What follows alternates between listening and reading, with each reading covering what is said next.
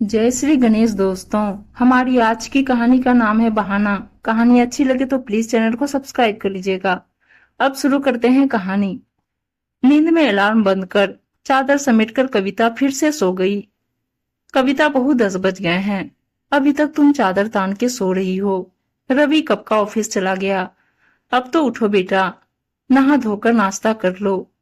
सास राधा जी अपनी बहू कविता को उठाते हुए बोली, मम्मी जी, आज तो सर के साथ कमर भी बहुत तेज दुख रही है, इसीलिए थोड़ी देर हो गई। आप चिंता मत करो, दोपहर का खाना मैं अकेले ही बना लूंगी। अरे नहीं बेटा, मैं हूं ना, तुम्हें जरा भी फिक्र करने की जरूरत नहीं। बस तुम नाश्ता कर, दवाई लेकर आराम करो। उसके बाद मैं तुम्हारी पीठ पर झंडू बाम मल दूंगी, तुम्हें आराम पड़ेगा। कहते हुए वापस रसोई की ओर मुड़ गई। कविता रवि की शादी को 2 महीने हो गए। रवि पुणे की एक कंपनी में काम करता है, इसलिए शादी के तुरंत बाद वह कविता को लेकर चला गया। मगर माँ राधा को अपनी बहू के संग रहने का बड़ा मन था, इसलिए कुछ दिनों के लिए पुणे रहने पहुंच गई। सोचा बहू के साथ अच्छे साठगांठ बनाऊंगी ताकि आगे कोई परेशानी ना हो। कविता शुरू से ही बहानेबाज लड़की रही। अपने मायके में तो बड़े ठाट से रहा करती थी, मगर माँ हमेशा कहती थी, देख बेटा, ये झूठ और बहाने यहाँ तो चल जाएंगे, मगर ससुराल में तो तुझे सबका लिहाज करना ही होगा। इस तरीके से बहाने बनाकर तू काम से बच नहीं सकती। तो वह कहती, इतना पढ़ लिख कर नौकरी कर घर में काम क्यों करूं, 4 नौकर चाकर घूमेंगे मेरे पीछे, और सास, उसे तो मैं अपनी उंगलियों में नचा दूंगी। माँ के बहुत समझाने पर भी वह अपनी हरकतों से बाज नहीं आती। कभी कॉलेज ना जाकर मूवी देखना, रात में पढ़ाई के नाम पर सहेलियों के संग पार्टी करना उसके शौक थे। अपनी माँ के साथ रसोई में सिर दर्द का बहाना बनाकर हाथ ना बंटवाती।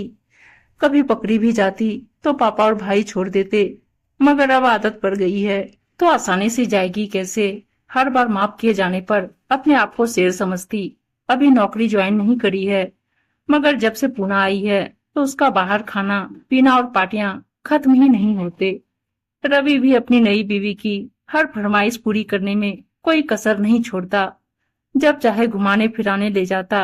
राधा जी को आए 4 दिन हुए हैं और वो उनके भोलेपन और सीधेपन का फायदा उठा रही है। काम करने के नाम पर कभी सर दर्द, पैर दर्द, कमर दर्द, पेट दर्द के बहाने बनाकर अपने कमरे में आराम से मोबाइल चलाती रहती है। जब भी राधा जी उससे पूछती है तो दर्द कराहने का बहाना करती रहती है। मगर अब काफी दिन हो गए उसका घर से निकलने का मन कर रहा था। उसने सोचा, डॉक्टर को दिखाने का बहाना बनाकर घर से निकलकर घूमकर आती हूँ। मम्मी जी, मुझे बहुत पेट दर्द हो रहा है, इसलिए डॉक्टर का अपॉइंटमेंट लिया है, थोड़ी देर में दिखाकर आती हूँ। सर पर हाथ रखते हुए बोली, अच्छा बेटा, तुम अकेली कैसे जाओगी, चलो मैं भी तुम्हारे साथ चलती हूँ। काम तो सब हो ही गया है। नहीं नहीं मम्मी जी, वहां जाने में ही 2 घंटा लगेगा, बड़े शहर का ट्रैफिक, उफ, फिर वहां मरीजों की लंबी लाइन में मेरा नंबर तो सबसे लास्ट में आया है। आप बेकार में ही थक जाएंगी, आप आराम से घर में टीवी देखिए, मेरा मर्ज है, मैं ही दिखाकर आती हूँ। मुंह लटकाए पर्स उठाकर घर से चली गई। 4-5 घंटे बाद कविता घर लौटी, एकदम थकी हुई। कुछ विटामिन की गोली दिखाते हुए बोली, मम्मी जी, एक दवाई तो मैं रास्ते में खा चुकी, अब मुझे 15 दिन तक लगातार गोलियां खानी है और भरपूर आराम करना है। कहते हुए धीमे कदमों से अपने कमरे में पहुंच गई। हाँ बेटा, तुम्हें तो तय समय से काफी ज्यादा वक्त लग गया। एक काम करो, तुम आराम से सो जाओ, रसोई की फिक्र ना करना, मैं सब कर लूंगी।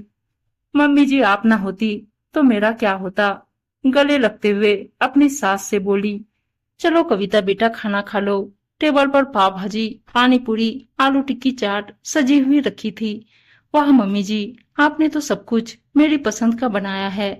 कहते हुए जैसे ही अपनी प्लेट में पाव भाजी परोसने लगी, तुरंत राधा जी ने उसका हाथ पकड़ लिया।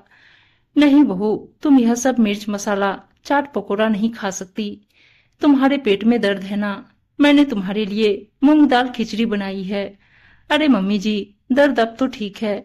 नहीं नहीं बेटा, परहेज करना बहुत जरूरी है, चलो खिचड़ी खाओ।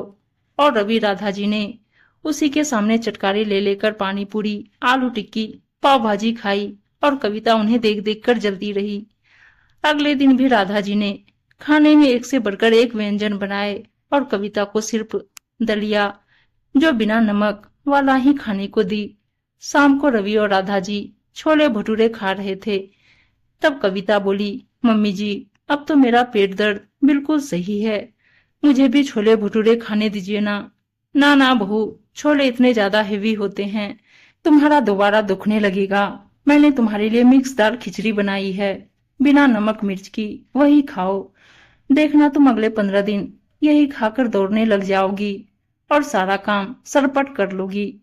फिर से खिचड़ी का नाम सुन कविता के होश उड़ गए। बहू, तुम क्यों परेशान होती हो? खिचड़ी दवा खाकर आराम करो। सुबह भी 12 से पहले मत उठना, मैं सारा काम निपटा लूंगी। बहू, मैं तो बीमारी को जड़ से मिटाने में ही यकीन करती हूँ और तुम यह सुपाच्य सादा खाना खाकर ही ठीक हो जाओगी, मेरा वादा है। सास राधा जी कविता के सिर पर हाथ फेरती हुई बोली। तब रवि भी बोला, हाँ, माँ के पास घरेलू नुस्खे हैं, तुम एकदम टिपटाप हो जाओगी। देखो, तुम्हारे लिए नीम का काढ़ा बनाया है, कल करेले का बनाएंगी। मुझे तो लगता है जिंदगी में दोबारा बीमार ही नहीं होगी। और फिर तुम्हें कल को नौकरी पर भी जाना है। ऐसे ही पेट दर्द सर दर्द होता रहा तो छुट्टियां भी नहीं मिलेंगी, सीधा ऑफिस से छुट्टी हो जाएगी। अपने पति और सास की बात सुन कविता के तो होश उड़ गए। उसे लगा दलिया खिचड़ी तक तो ठीक था, अब यह कड़वे काढ़े पीने पड़ेंगे। ना बाबा ना, अब तो अपने बहानों का भंडा फोड़ना ही पड़ेगा, वरना सास दलिया खिचड़ी खिला खिलाकर मार देगी। फिर वह बहाने किसके लिए बनाएगी? तब वो नीची निगाहें करके बोली, मम्मी जी, मुझे आपसे कुछ कहना है। मैंने काम से बचने के लिए बहाना बनाया था ताकि मुझे रसोई के कोई काम ना करना पड़े, और मैं डॉक्टर के पास भी बहाना बनाकर मैं मूवी और शॉपिंग करने गई थी। मगर मुझे अपनी गलती का एहसास हो गया है। आगे से मैं इस तरह बहाने बनाकर काम चोरी नहीं करूंगी। उसकी बात सुन राधा जी और रवि जोर जोर से हंसने लगे। माँ मान गए, आपकी बहू शेर तो आप सवा शेर, मगर यहाँ तो बहू शेर सास कर गई ढेर। मतलब मैं कुछ समझी नहीं। कविता आश्चर्यचकित होकर बोली, बहू, मैं तो तुम्हारे बहाने पहले ही समझ चुकी थी जब तुमने पेट दर्द का बोल सर पकड़ रखा था। क्योंकि अगर तुम्हें सच में पेट में दर्द होता तो तुम पेट पकड़ती, सर नहीं। उस पर डॉक्टर को दिखाने का बहाना बनाकर मॉल घूमने गई थी, वह भी मुझे पता चल चुका था। शायद तुम्हें पता नहीं, मैं भी सोशल मीडिया पर बहुत एक्टिव हूँ और फेसबुक पर तुम्हारी फ्रेंड भी।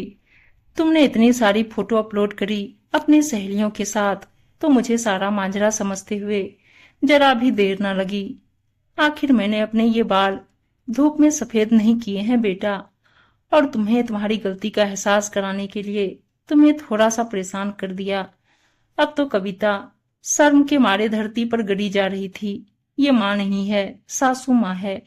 दुनिया की हर सास शेर पर सवा शेर होती है और बहू को ढेर करने का एक बहाना नहीं छोड़ती। ये बात कैसे भूल गई? मम्मी जी, मैं सच में बहुत शर्मिंदा हूँ।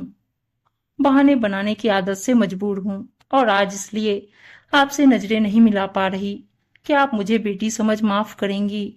अरे बहू, मेरे पैरों में बहुत जोर से दर्द हो रहा है, जाओ जाकर तेल गर्म कर लाओ, मेरे पैरों की मालिश करना। जी अभी लाई, आप आराम से बैठिए। कविता दौड़ती हुई तेल गर्म कर लाई तो देखा दोनों माँ बेटा पेट पकड़ पकड़ कर हंस रहे थे।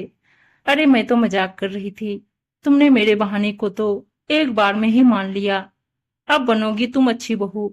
कविता सोचने लगी, सच में शेर को सवा शेर मिल ही गया। उम्मीद है दोस्तों कहानी अच्छी लगी होगी, और अच्छी अच्छी कहानियां सुनने के लिए चैनल को सब्सक्राइब और वीडियो को लाइक शेयर जरूर कर दीजिएगा। धन्यवाद दोस्तों।